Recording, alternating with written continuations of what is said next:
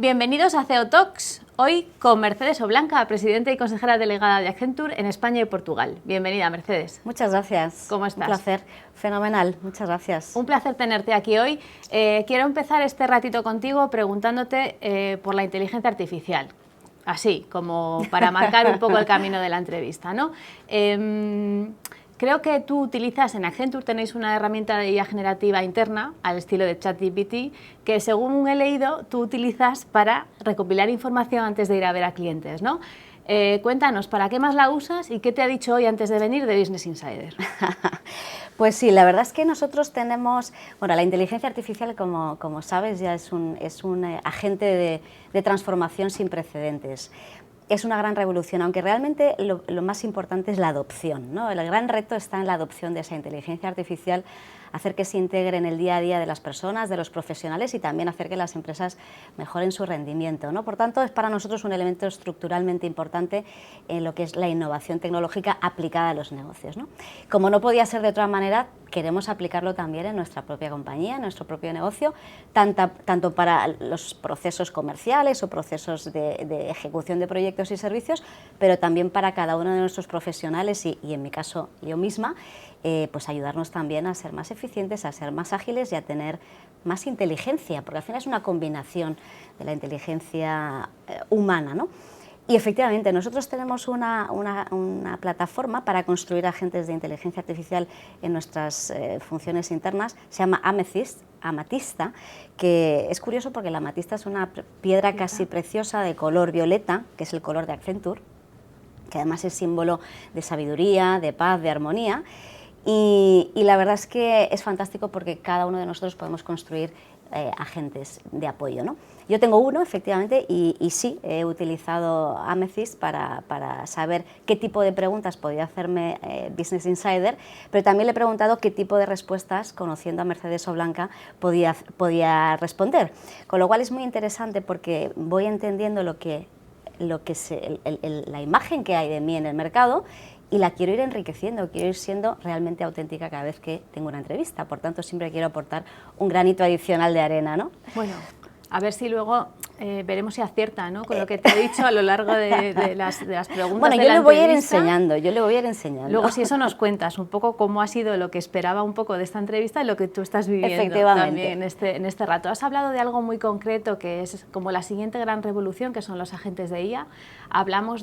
Escuchamos todo el rato hablar de los agentes de IA, pero no sé si puedes ayudarnos a entender mejor qué van a aportar al ciudadano de a pie, no solo a las grandes empresas, sino a todos en general.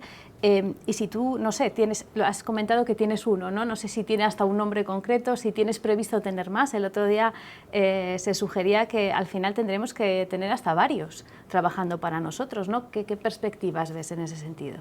Bueno, pues mira, yo lo resumiría en dos ámbitos. Hay un elemento que es la productividad individual de cada uno de nosotros en nuestro puesto de trabajo.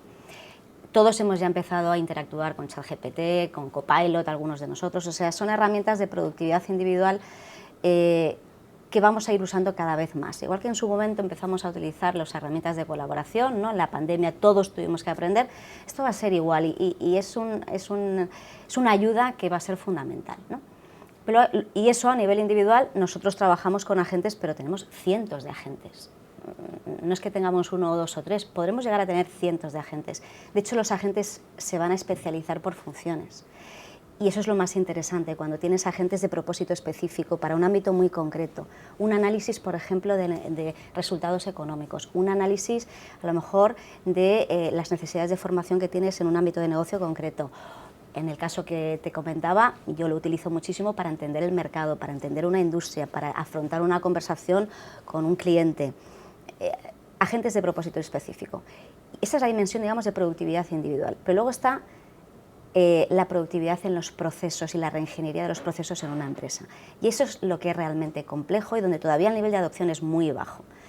¿Eso qué quiere decir? Quiere decir que tú tienes en una compañía, sea cual sea el sector, un proceso de negocio. En ese proceso de negocio se produce una serie de pasos donde intervienen departamentos, donde intervienen personas que ejecutan actividades, ¿no? Al final, todo son procesos. La inteligencia artificial va a ser capaz de hacer que imagines los procesos de otra manera radicalmente diferente. ¿En qué sentido? En el sentido de que determinadas actividades de acceso a información, de sumarización, de acceso a información desestructurada o estructurada, que tú haces con horas de trabajo en un equipo, lo puedas hacer de una forma absolutamente mucho más rápida, mucho más ágil, incluso mucho mejor porque accedes a información que igual no tenías disponible. Puedes hacer que las actividades que se hacían secuencialmente por personas se paralelicen. Y puedes hacer además que los hilos que a veces se producen entre departamentos se eliminen con agentes que acceden a información de los sistemas de la compañía.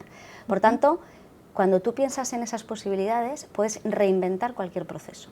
Y ese es el ejercicio complejo, pero también apasionante.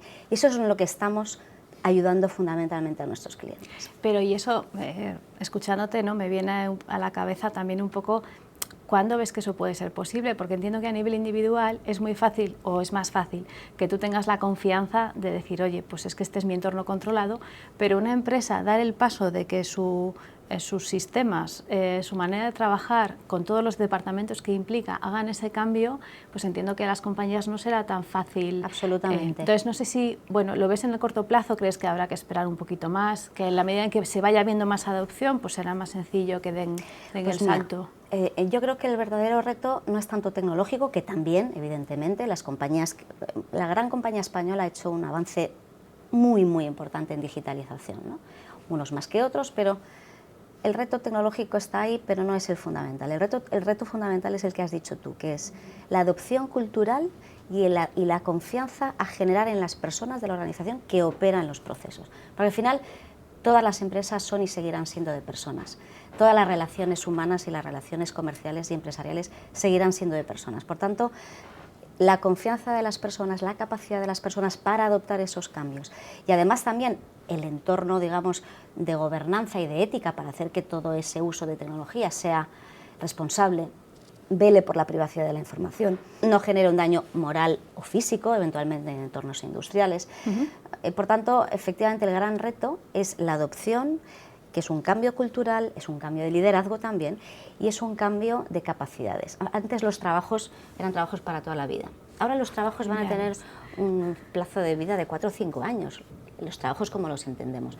Por tanto, esa capacidad de estar constantemente cambiando, constantemente reaprendiendo, va a ser fundamental. Y eso va mucho con la cultura y con el liderazgo en las organizaciones. Hablaremos un poquito más adelante, pero me interesa también poner un dato sobre la mesa, ¿no?, que es que adoptar la IA generativa en Europa puede generar hasta 2,3 billones de euros de valor económico adicional en 15 años. Es decir, hay un negocio detrás de todo lo que estamos hablando, ¿no? ¿Qué parte se puede llevar una empresa como la vuestra? ¿Qué estáis anticipando? Bueno, nosotros ese dato surge hay muchos estudios económicos. Nosotros hemos hecho un estudio de mercado hace ya el año pasado, un par de años, donde evaluábamos, proyectábamos escenarios, ¿no? Siempre solemos hacer estudios de mercado para anticiparnos al futuro, ¿no? También es esa capacidad que tenemos de poder visionar lo que puede llegar, ¿no? Es muy interesante porque ese dato que das es el dato de proyección económica del impacto positivo de la inteligencia artificial en el mundo empresarial, en todo el mundo, en 15 años. Y ese es el escenario que nosotros llamamos centrado en las personas. Hay otros escenarios, menos de la mitad del escenario de creación de valor que comentas, que es un escenario solamente centrado en la eficiencia. ¿Cuál es la diferencia entre ambos escenarios? Si tú utilizas la tecnología para generar eficiencia, productividad, pero no velas porque las personas progresen, tengan mayor capacidad de impacto, tengan mayor empleabilidad, tengan las capacidades adecuadas para poder seguir generando valor en su compañía o para poder ser personas que acceden a otro tipo de trabajos, lo que estás haciendo es destruir valor social. Creas cierto valor económico, pero destruyes valor social. El escenario que nosotros queremos impulsar en nuestros clientes es el que crea valor económico y crea valor social, porque eso al final genera riqueza, competitividad, progreso, empleabilidad y en ese escenario todos ganamos. En ese escenario todos ganamos. En torno a este tema del que estamos hablando, que centra todas las conversaciones, ¿no?, y los planes de todas las compañías, parece que si no dices estoy trabajando en inteligencia artificial, automáticamente ya estás fuera de juego. También hay una cuestión de la que se habla mucho, que es de la regulación, sobre todo la regulación en Europa. parece que estamos viendo, ¿no?, una vuelta un poquito hacia atrás. ¿Crees que la regulación ha ayudado? Ahora nos tiramos un poco de los pelos porque hemos regulado demasiado en Europa. ¿Cómo ves ese debate? Pues mira, me hace gracia porque lo que has dicho, efectivamente, nosotros aquí en nuestra oficina en Madrid, que es donde tenemos uno de nuestros Gen AI Studios, nuestros estudios de innovación e inteligencia artificial, cada semana recibimos a altos directivos, a directivos de grandes empresas, para hacer sesiones de inspiración y de compartir cuál puede ser el valor, el impacto que la IA puede traer a los negocios, ¿no? Y es verdad que algunos ejecutivos dicen, mira, es que tengo como un estrés porque tengo que estar ya definiendo lo que tengo que hacer con la IA. Yo creo que efectivamente, de una forma equilibrada y con comedimiento, todas las empresas tienen que tener una estrategia de inteligencia artificial porque es realmente un agente de cambio positivo. Evidentemente, como todo agente de cambio positivo y poderoso, tiene la contrapartida de que puede también generar daño, ¿no? Puede generar daño reputacional, puede generar daño ético o puede generar daño moral o incluso físico, ¿no? Por tanto, nosotros creemos que la regulación de la inteligencia artificial es buena, da un marco de confianza para las personas en su uso, para las empresas en su gestión de sus propios riesgos reputacionales y operativos. Por tanto, nosotros estamos a favor de esa regulación, que hasta ahora es una regulación muy básica. Lo que dice la regulación de la inteligencia artificial es que tiene que ser ética y que los casos de máximo riesgo de impacto a las personas pues se gestionen y se mitiguen. Eso es lo que dice la regulación. No frena para nada la innovación. Nosotros trabajamos con todos los sectores y todas las grandes empresas en España y el 90%, lo dicen nuestros estudios, pero también lo dice nuestra experiencia, el 90% de las grandes empresas en España, todas, en mayor o menor medida, están avanzando con una estrategia de inteligencia artificial. Todas. Nuestro cometido es acompañarles en que eso sea algo que se adopte de una forma ética, que además tenga un impacto positivo, evidentemente, que se priorice aquello que tiene sentido para tu negocio y para tu propósito empresarial y caminar lógicamente al ritmo que la organización permita. Y ese va a ser el ritmo que va a marcar el cambio, no tanto la tecnología ya está ahí, está disponible y cada día además evoluciona. Lo que realmente va a cambiar el ritmo va a ser la velocidad de la adopción y eso yo creo que va mucho con la ambición de ser innovadores, de estar a la cabeza, de hacer las cosas bien, pero también la ética de que eso se haga con confianza y con responsabilidad. Y esa combinación, ese equilibrio, para nosotros es el ideal. No hay que quedarse atrás, hay que hacer las cosas con determinación y eso llevará unos años. Es evidente que la adopción va a llevar unos años. Hablabas de la estrategia en inteligencia artificial, que yendo un paso más atrás, en realidad es la estrategia de innovación, ¿no? Ahora lo centramos mucho en la IA, pero en realidad es mucho más amplio que eso. Me interesa preguntarte por dos actores fundamentales. Uno es el sector público, con el que vosotros trabajáis muy de cerca, ¿no? ¿Cómo ves el sector público en España en relación a la innovación? ¿Hay avance, progreso? ¿Va demasiado lento? Y la otra parte, tú mencionabas a las grandes empresas, pero es verdad que este es un país de pymes, es un país de pequeñas y medianas empresas, de autónomos, de emprendedores, ¿no? ¿Cómo hacemos para que esa adopción también llegue al ritmo al que tiene que llegar? Claro. Pues mira, varias cosas. Bueno, lo último que me has dicho, la gran empresa española es empresa tractora y cada vez hay más vocación también de la gran empresa tractora en todos los sectores, en todas las patronales. Hay una vocación muy importante de que la empresa tractora ayude a la cadena de valor y a la pequeña y mediana empresa y eso es muy importante, ¿no? Y nosotros colaboramos en muchos ámbitos, en organizaciones, en fundaciones, para hacer eso, ¿no? Que la gran empresa sea tractora de modernización tecnológica, pero también de propósito, ¿no? De propósito social, ¿no? Y de creación de valor social. Me decías el sector público. Nosotros estamos muy contentos de que en España, desde hace unos años y sobre todo desde el lanzamiento del Ministerio de Transformación Digital y Función Pública, hay una vocación total y absoluta por acelerar la transformación digital y aprovechar la inteligencia artificial en el sector público, en la sanidad y en todos los ámbitos de la función pública, ¿no? y de los servicios al ciudadano. Nosotros además estamos presentes en prácticamente todas las comunidades autónomas y trabajamos prácticamente con todas las comunidades autónomas en los gobiernos regionales, locales y también con los ministerios del gobierno central, ¿no? Se va avanzando, pero creemos que hay un recorrido todavía muy grande y sobre todo en dos ámbitos. En el ámbito del ciudadano, donde yo creo que todos somos conscientes de que Hay todavía muchísimo recorrido por agilidad, por agilizar los trámites, por mejorar los servicios a ciudadanos, sobre todo a los colectivos más vulnerables, que no, o sea, todo ese componente de servicio es muy importante y la IA puede ayudar muchísimo. Nosotros ya estamos, por ejemplo, trabajando en algunas comunidades simplificando con agentes de inteligencia artificial conversacional el que una persona, un ciudadano, pueda preguntar cosas tan sencillas pero tan complejas de cómo puedo acceder a un determinado servicio, petición, trámite, ¿no?, administrativo. Por tanto, ahí hay un recorrido muy importante que todavía no está desarrollado.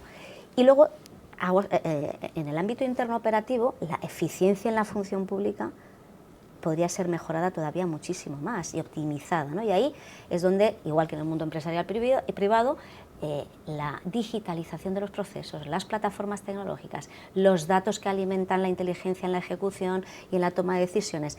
Hay un recorrido ya, como decía, pero creo que hay todavía muchísimo recorrido y nosotros vemos ritmo, quizás a lo mejor falta un poquito de velocidad, ¿no? Y como digo, hay diferencias importantes también entre comunidades autónomas. Eso te iba a preguntar, si era un avance homogéneo o había algunas donde, bueno, se ve un ritmo un poquito más acelerado. Desde luego no es homogéneo, sí que en general yo diría que el factor común es que sí que hay una voluntad en todas, pero hay algunas que claramente están a la cabeza. Pasa igual en el sector privado, ¿no? Los que están más avanzados y los que lideran con determinación y aquellos que quizás están un poquito más rezagados, pero vemos una buena dirección y para nosotros el sector público, la sanidad pública y los servicios públicos son ámbitos que han sido ya los últimos 2-3 años un ámbito de transformación muy importante y vemos un ritmo cada vez mayor para seguir en esa línea, ¿no? ¿Crees que ese ritmo y ese recorrido que subrayas que hay, bueno, puede verse comprometido hasta cierto punto por ese planteamiento de una mayor inversión en defensa, que al final haya que distribuir los fondos de manera distinta, ¿no? Eso también es innovación tecnológica, no sé si tenéis planes también en ese ámbito. Sí. Yo te diría dos cosas. A veces se percibe que la inversión en tecnología es un gasto y realmente es una inversión que se autofinancia. Esto es un pensamiento muy importante. Pasa igual en el sector privado, es decir, si tú abordas inversión que te va a dar competitividad, productividad y eficiencia, vas a tener recursos para invertirlos en mejor servicio, más valor. Y esa mentalidad es muy importante, ¿no? Y además cada vez más la tecnología te permite que el retorno de esas inversiones sea cada vez más corto. Por tanto, eso es un tema de mentalidad, ¿no? Y por tanto es una decisión, ¿no?, de los organismos públicos, ¿no?, de cómo darle velocidad o no. El ámbito de defensa es un ámbito, para nosotros llevamos trabajando en defensa muchísimos años, en el sector privado de la defensa y en el sector público, ¿no? El sector privado hace muchos años que trabajamos en ese tipo de compañías. Trabajamos mucho con Airbus desde hace muchísimos años, ayudándoles a la digitalización de sus procesos de ingeniería, de operaciones, de mantenimiento, y seguimos en esa línea. Y quizás ahora, efectivamente, en el ámbito del ámbito público, ¿no?, del Ministerio de Defensa, se está acelerando. Se está acelerando, básicamente, nosotros donde estamos colaborando es en la adopción de la tecnología para lo que nosotros llamamos los básicos, que es hacer que tus procesos operativos, tu planificación, tu logística, tus operaciones en campo, tu gestión financiera, tu gestión del talento, los mismos elementos que en el mundo privado aplican al mundo público y en especial a los sectores de la defensa, ¿no? Y estamos avanzando en ese terreno. Por supuesto, la inteligencia artificial también va a ser un elemento importantísimo de ventaja y de inteligencia en la toma de decisiones, de eficiencia en los procesos, de planificación, de anticipación, lógicamente en un entorno seguro, ciberseguro, etc. Y sí, para nosotros es un ámbito de crecimiento y de apoyo determinado y firme. Hemos participado en el reciente foro que ha habido de defensa y seguridad en España, que fue hace 2 o 3 semanas. Y tenemos un firme compromiso de estar ayudando a nuestro país y a nuestras Fuerzas Armadas en esa agenda de modernización tecnológica para mejorar, pues, la seguridad y la defensa de nuestro país, ¿no? Volviendo un poco a las personas, tú centrabas mucho la atención en el ciudadano, en el cambio cultural. ¿Tú crees que verdaderamente la gente es consciente de que eso llamado IA está aquí y que si no se lo estás usando estás perdiendo un tiempo. Quiero decir, yo a veces tengo mis dudas de que evidentemente es una posibilidad y hay mucha gente que ya la está utilizando, pero yo creo que el grueso de la población todavía no es nada consciente, ¿no? Yo fíjate, yo creo que todo el mundo ya hemos interactuado. ¿Quién no ha interactuado con IA? En el móvil ya tenemos la IA, en el WhatsApp ya tenemos la IA, podemos comprar la aplicación de ChatGPT y podemos utilizar la IA, los estudiantes utilizan la IA. O sea, yo creo que ya todos los ciudadanos en mayor o menor medida estamos ya interactuando con la IA. Lo que sí creo es que hay todavía una percepción muy negativa y creo que hay un rechazo generalizado. Y por eso antes te decía que creo que hay dos ámbitos, el ámbito personal y el ámbito empresarial, ¿no? En el ámbito personal creo que, como todo en la vida, tenemos que ser equilibrados y estar muy seguros de cuándo queremos utilizar la tecnología y cuándo no. En el sector empresarial pasa exactamente lo mismo, tenemos que aplicar la tecnología con propósito, con sentido, con impacto, con responsabilidad y con ética, y lo que nos falta mucho, creo, en este país es narrativa positiva. O sea, la IA va a ser seguramente la que nos ayude a resolver los grandes problemas de la sociedad, el cambio climático, las ciudades inteligentes que van a ser más seguras, más sostenibles, la medicina, grandísimos avances en la medicina, que sin la IA no íbamos a poder hacer, ¿no? Yo creo que la IA va a ser uno de los grandes elementos de transformación y de mejora de la sociedad en su conjunto, ¿no? Y del bienestar. Como decía antes, si se utiliza para el bien, ¿no? Yo creo que nos falta mucha comprensión de cuánto bien puede hacer esta tecnología. El buen uso dependerá de cómo las empresas y los gobiernos lo utilicemos. Y luego, en el ámbito individual, cada uno de nosotros tenemos que conocerlo. O sea, el que rechace el conocimiento y el aprendizaje se va a quedar indefenso, yo creo, ¿no? Ante las posibilidades que la tecnología te aporta, ¿no? Por tanto, yo soy optimista, tengo una visión optimista y desde mi posición de verdad que quiero impulsar ese cambio positivo. Bueno, y como decías un poco, se va a quedar fuera de juego, porque si los trabajos van a cambiar, como has dicho, cada 4 o 5 años, o tú te actualizas y te reciclas más que nunca, o si no, igual no tienes hueco en el mercado laboral. Efectivamente. Y luego hay un elemento muy importante que algunos autores que están destacando, que a mí me parece crucial, que es, por supuesto, todos tenemos que aprender, conocer esta tecnología y aplicarla en la medida que sea en nuestro ámbito, ¿no? Pero también es muy importante que aprovechemos para desarrollar nuestra autenticidad como personas, ¿no? Y ahí hay tres ejes fundamentales, ¿no? Lo que nos hace genuinamente humanos es la creatividad. Seguimos siendo creativos y eso es lo bonito y lo que nos hace diferentes a cada uno de nosotros. El juicio y el pensamiento crítico es también fundamental y es un elemento humano y eso nos ayuda a tomar mejores decisiones, a gestionar la inteligencia emocional individual o colectiva. Y luego está también el elemento de las relaciones sociales, ¿no? De la empatía, la ética, la compasión, aquello que nos hace generar conexión, ¿no? Entonces, eso que es genuinamente humano es lo que ahora tenemos que desarrollar más. Nosotros lo estamos viendo con clientes donde analizamos, por ejemplo, procesos, y en esos procesos intervienen muchas personas. En general, la primera reacción siempre es de cierto rechazo, ¿no?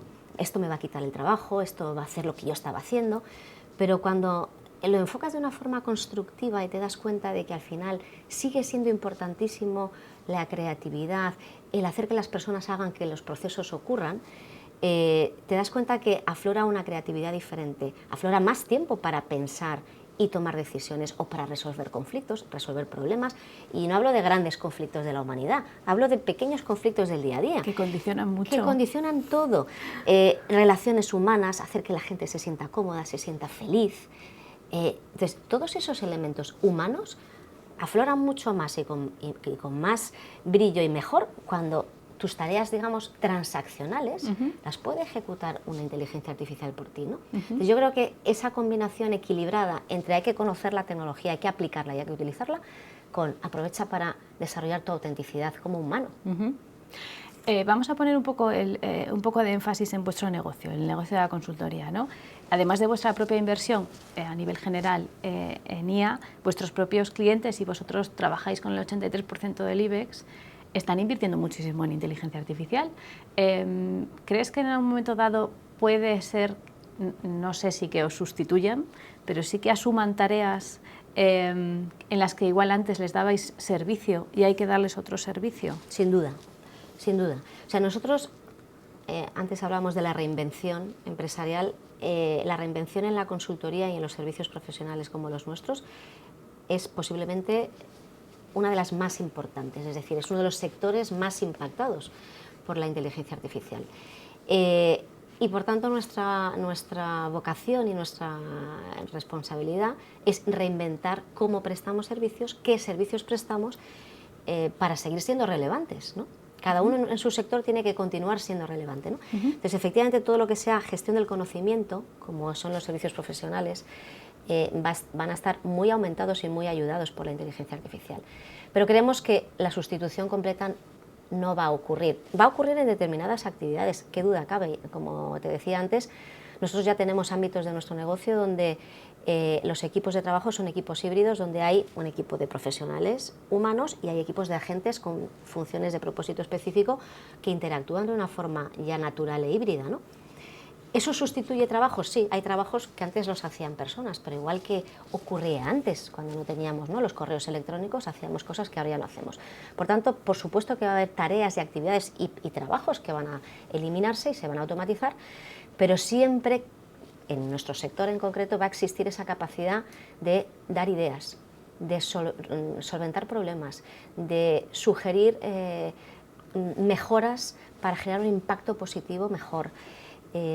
Y esa creatividad, esa capacidad de sobre la experiencia proponer soluciones nuevas y prestar soluciones y servicios aumentados por la tecnología es algo que seguro va a seguir creando valor. Lo está haciendo ahora y lo seguirá haciendo, porque como te decía antes, lo más difícil en una organización es el cambio, es adoptar el cambio. Lo ha sido hace 60 años, ha sido hace 30 y lo es ahora. Y esa capacidad de que nosotros, como sector de consultoría y servicios profesionales orientados a gestionar el cambio en las organizaciones, va a seguir existiendo esa necesidad ahora. Y eso es lo que nosotros queremos seguir haciendo, ¿no?, siendo relevantes en esta nueva etapa. Pero entiendo que igual que vais a tener que adaptar vuestros servicios, pues probablemente también se va a tener que adaptar el modelo de pago por esos servicios, ¿no?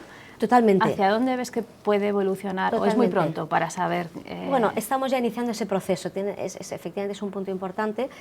Los servicios profesionales, no solamente la consultoría, también la abogacía y otro tipo de servicios, se han basado siempre en las horas dedicadas para hacer un trabajo, ¿no?, el input, que llamamos nosotros, ¿no?, y evolucionar del input al output, es decir, el input es necesito tantas horas para hacer esta tarea.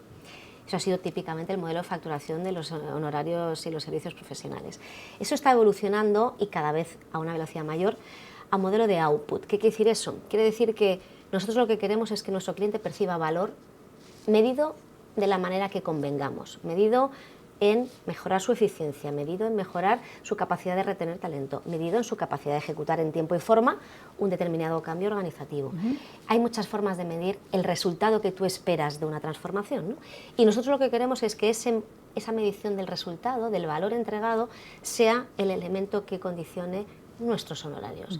Y por tanto se establezca un modelo digamos, simbiótico de ganar-ganar, objetivos cumplidos en ambos lados, y no tanto cuál es el esfuerzo que tengo que poner detrás, porque al final, como te decía, nuestros servicios van a ser una combinación de humanos profesionales con experiencia y con capacidad de aportar ideas, creatividad, pensamiento crítico, agentes con propósito específico, funcionando de una forma eficiente y colaborando de una forma eficiente, y toda la data, todos los datos, toda la propiedad intelectual de nuestro conocimiento acumulado a lo largo de los años y en todos los sectores y en todos los mercados, que eso es un valor añadido que solo Accenture puede proporcionar. Esa combinación simbiótica de personas, agentes de IA y datos que generan valor, ese va a ser el elemento que nosotros vamos a poner a disposición de nuestros clientes y que queremos medir en base a resultados. Entiendo que lo que evoluciona es, en vez de las horas, el modelo de horas, se va a KPIs específicos. Exacto, indicadores que miden determinados resultados, que pueden ser económicos en la cuenta de resultados, en el capital circulante, si tú quieres mejorar tu capital circulante en tu compañía, porque quieres reducir tus inventarios y necesitas tecnología que te permita optimizar tu cadena logística y optimizar tus inventarios. Pues esto tiene un impacto en tu working capital. Podemos medir el impacto en Working Capital, de todos los servicios que tú necesitas para transformar ese proceso con la tecnología que necesitas. Ese es un ejemplo de muchos, ¿no? Pero efectivamente utilizar KPIs, indicadores que midan un resultado concreto, que es el resultado que espera tu cliente. ¿Y cómo encaja todo esto? Porque bueno, hablamos de inteligencia artificial, hablamos de modelos híbridos, que lo has dicho, ¿no? También hay un proyecto, ¿no?, de reducción de jornada. Este negocio, el de la consultoría, ha sido muy intensivo en personas y en horas, ¿no? ¿Cómo puede afectar a vosotros, al sector, esa potencial reducción de la jornada en todo este contexto que nos da fácil? Pues mira, ese es un elemento interesantísimo para nosotros y para todos, ¿no? Yo creo que es un elemento estructural para todos, ¿no? Nosotros llevamos muchos años definiendo modelos de trabajo flexibles. La pandemia nos ayudó muchísimo también a dar un salto, pero veníamos antes de la pandemia. Lo primero que queremos es que la jornada de trabajo esté equilibrada, ¿no? Y tradicionalmente nuestro sector ha sido un sector que se ha, digamos, estigmatizado porque se trabajan muchas horas. Bueno, yo creo que al final en muchos sectores se trabaja mucho, con mucho esfuerzo, pero nosotros llevamos ya muchos años donde las jornadas de trabajo están mucho más equilibradas. Y además queremos que sean flexibles para que las personas puedan adaptar sus necesidades personales, familiares, en modelos de flexibilidad horaria, ¿no? Tenemos Flex Kids, Flex Time, o sea, tenemos el programa Flex con muchos variantes para que cada uno en su momento vital, en su momento personal, pueda decidir flexibilidad, tanto en cuántas horas trabaja, tanto a qué hora empieza y a qué hora termina, si trabaja desde casa o trabaja desde la oficina, si necesita un tiempo y parar y no trabajar durante un tiempo. Tenemos cantidad de posibilidades y eso es muy valorado por nuestras personas. Y luego está la productividad, que va vinculada a la reducción de la jornada. Nosotros creemos que claramente la productividad tiene que ser un elemento que siga mejorando en la sociedad, en las empresas y en nuestra propia compañía. Cuanto más productivos seamos, más valor generaremos, pero también más capacidad de trabajar menos horas tendremos. Y nosotros, lógicamente, no entramos en lo que se decida a nivel del gobierno, pero sí que seguimos trabajando en hacer que la jornada sea lo más ajustada a lo que es razonable, a lo que diga la ley, por supuestísimo, ¿no? Y sobre todo a que las personas sientan que pueden tener un balance entre su vida personal y su vida profesional adecuado, que se sientan bien. Y eso al final va vinculado ¿no?, a tu jornada laboral, ¿no? Este es un año muy especial para vosotros, porque habéis hecho 60 años. En sí, per se, es un año muy especial. También es un año muy especial, bueno, porque tú estás en la presidencia, eres la primera CEO que tiene Accenture en 60 años en España. En España y Portugal. ¿Por qué ha tardado tanto en llegar este momento? Quiero decir, ¿por qué hemos tardado tanto en ver una mujer, ¿no?, al frente de una consultora? Bueno, pues mira, yo llevo 33 de esos 60 trabajando en esta compañía. Empecé con 22 años y la verdad es que he de decir que yo siempre he tenido referentes en esta compañía, muchos hombres, pero también mujeres, que me han ayudado, me han apoyado, me han guiado y me han ayudado a crecer. Nunca he tenido una sensación de discriminación de ningún tipo por ser mujer. Al revés, me siento muy agradecida por todo lo que he aprendido y por todos los referentes que he tenido, ¿no? Nosotros llevamos ya muchos años, bueno, te decía al principio que uno de nuestros valores fundamentales es el respeto por las personas, el legado para las próximas generaciones, y creo que somos una compañía que en nuestro ADN está esa convicción de que la diversidad y el respeto por el individuo, por la valía del individuo, es muy importante, ¿no? Eso ha ido evolucionando y en los últimos años hemos desarrollado con mucha firmeza pues una cultura de inclusión y diversidad en todas las dimensiones. Por supuesto, de buscar la igualdad de hombres y mujeres, donde además nosotros en España cumplimos la ley de igualdad, cumplimos la ley de igualdad. Y además es que la cumplimos con toda la convicción de que eso es lo correcto, pero también nosotros llevamos muchos años impulsando una cultura de inclusión en sentido amplio, de etnias, de generaciones, de experiencias, de orientación, identidad sexual y de género, de religiones. Esa diversidad la cuidamos mucho con una red de aliados que cada vez es más grande, aliados que pueden ser o no de los colectivos que estamos mencionando, ¿no? Y eso da un sentimiento de confianza, de respeto muy valorado en la compañía, ¿no? Celebramos, por supuesto, el Día de la Mujer, el Día del Orgullo, y eso lo fomentamos mucho. Y esos valores están muy arraigados en la organización. Es verdad que nuestra CEO mundial, mujer, desde el año 2019, pues lo ha impulsado con mucha fuerza, pero yo te he de decir que creo que somos una compañía que siempre hemos valorado esto, ¿no? La diversidad. Creemos que es fuente de riqueza. ¿Por qué hemos tardado tanto? Bueno, al final en los 60 años me han precedido 5 presidentes. Bueno, pues oye, ha llegado el momento de que sea una mujer ahora y yo estoy muy orgullosa. Pero como te digo, creo que tenemos que seguir en esa dirección, tenemos esa determinación, forma parte de nuestra cultura y seguiremos en esa dirección. Mercedes, muchísimas gracias. No sé si la inteligencia artificial, esa que has probado antes de nuestra entrevista, ha acertado o no, o sea, con las preguntas y con las respuestas. Pues pero bueno, yo te invito a volver a poner la prueba, según vaya mejorando un poco, en el futuro con otro ratito con nosotros. Yo te diría que ha sido muchísimo mejor la realidad que lo que me decía la inteligencia artificial. ¿Por qué? Pues porque hemos conectado como personas y eso al final siempre es muchísimo mejor que lo que nos pueda decir la inteligencia artificial. Muchísimas gracias, Mercedes. Gracias.